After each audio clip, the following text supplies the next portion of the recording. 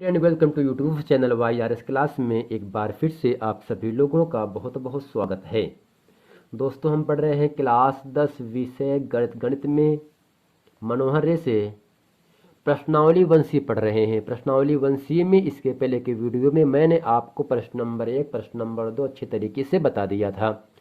यदि आपने अभी तक वह वीडियो नहीं देखे तो नीचे लिंक दिया है, वहां जाकर आप उस वीडियो को देख लें ताकि प्रश्न नंबर 1 प्रश्न नंबर 2 अच्छे तरीके से समझ में आ जाए।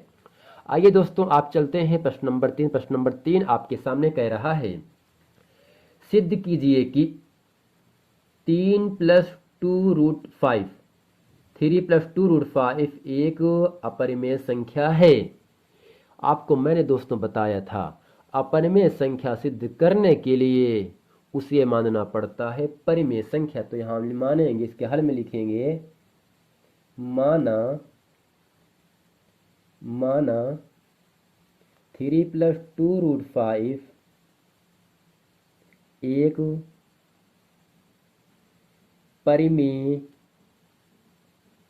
संख्या है।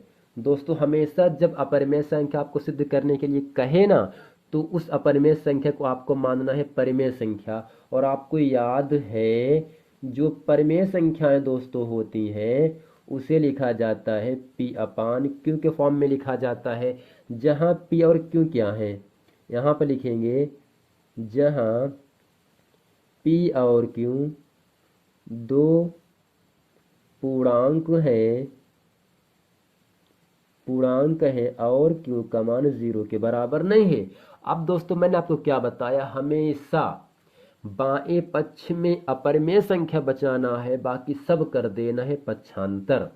तो पहले +3 यहाँ पर है, तो दोस्तों +3 का पक्षांतर होता है -3। तो यहाँ से हुआ 2√5 बराबर P/Q अर्थात P/Q +3 का पक्षांतर -3।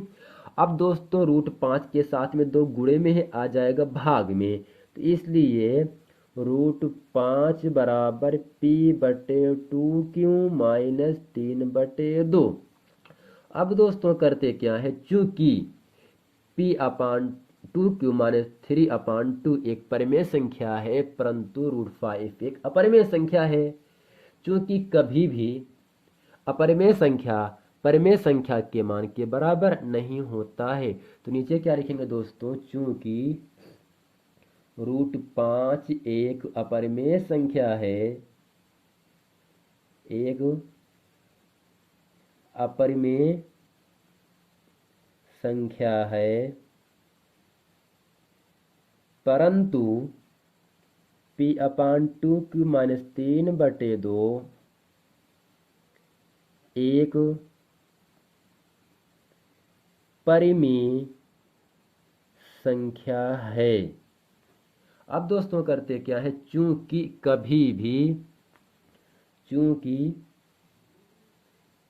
भी परिमेय संख्या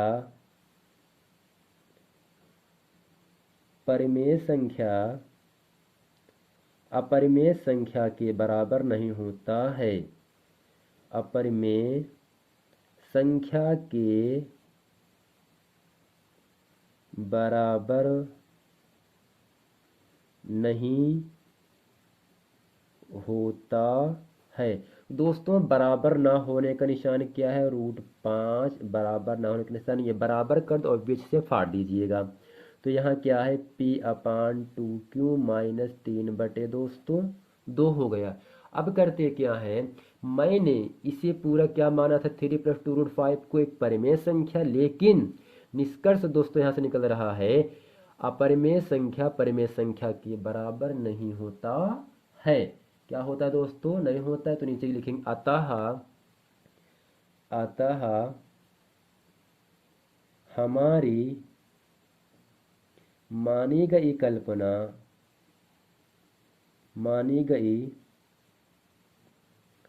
कल्पना असत्य है, इसलिए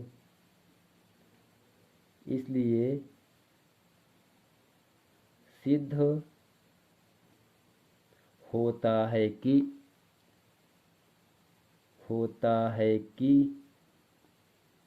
3+2√5 एक अपर में संख्या है। यही दोस्तों इस प्रश्न का उत्तर हो जाता है। और दोस्तों उम्मीद करते हैं प्रश्न नंबर 3 अच्छे तरीके से आप समझ लिए होंगे। आपको याद रखना है दोस्तों, किसी अपरिमेय संख्या में जब किसी परिमेय संख्या से गुणा किया जाता है या जोड़ा जाता है या घटाया जाता है या भाग किया जाता है तो सदैव जो संख्या रहेगी अपरिमेय संख्या ही रहेगी।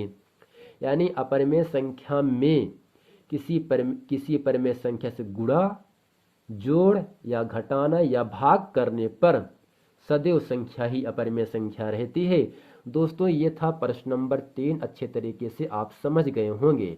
प्रश्न नंबर 4 आपके सामने कह रहा है, तो दोस्तों प्रश्न नंबर 4 कह रहा है सिद्ध कीजिए कि √7 एक अपरिमेय संख्या है। तो दोस्तों इसके पहले की वीडियो में प्रश्न नंबर दूसरा जहां 7 है ना वहां पर 5 था, उसको मैंने अच्छे तरीके से बता दिया था। तो जहां जहां 5 है वहां केवल आपको 7 करना है बस। तो ये √7 का वर्गमूल तो निकलेगा नहीं, इसका जोड़ा बनेगा नहीं। तो क्या होगा दोस्तों, √7 एक अपरिमेय संख्या है।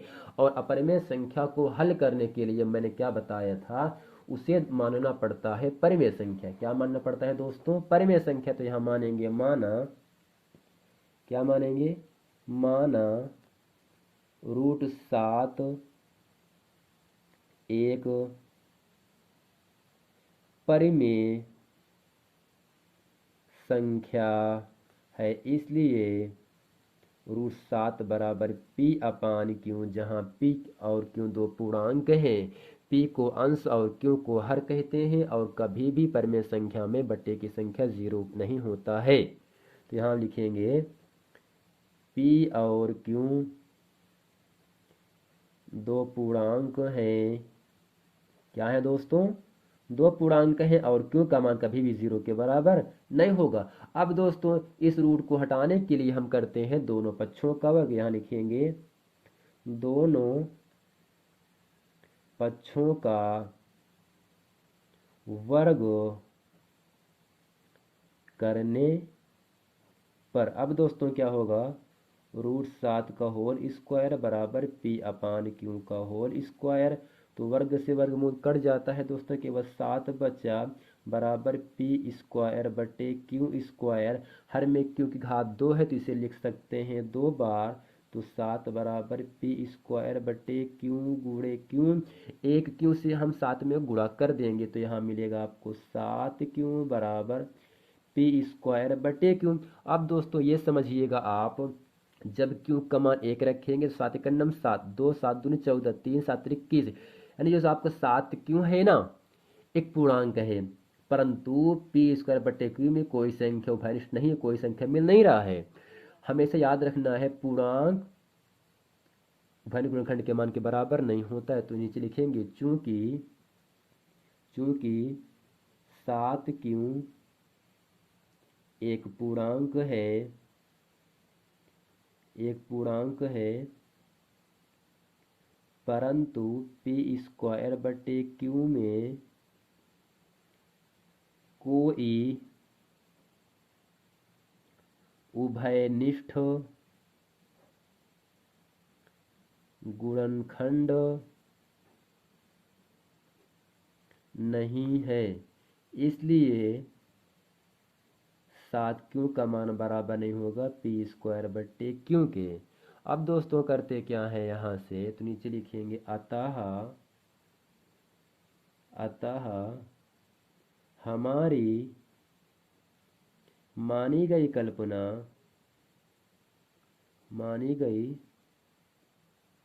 कल्पना असत्य है या गलत है या विरोधाभास है, इसलिए सिद्ध होता है कि √7 एक अपरिमेय संख्या है।